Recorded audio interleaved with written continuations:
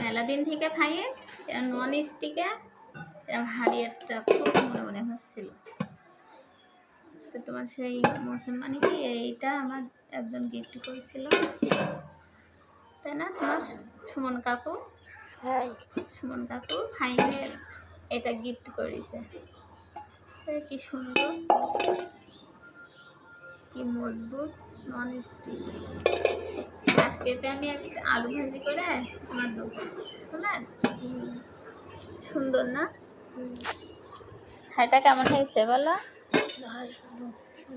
শুধু এইটা একটু পরিষ্কার করতে হবে। ময়লা তো ধুয়ে নিয়ে আসছি, এতে ছিল তো ময়লা পড়েছে।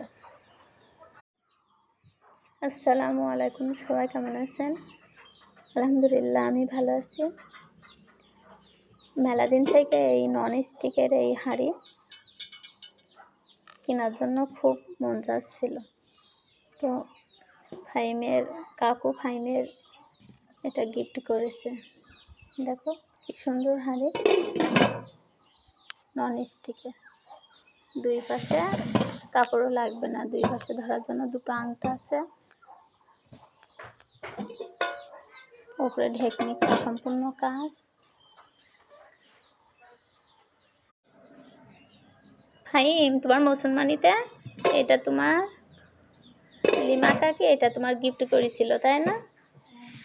দেখো মেলা দিন থেকে এরকম একটা নন স্টিকের হাঁড়ি মনে হচ্ছিল কিনবো। তো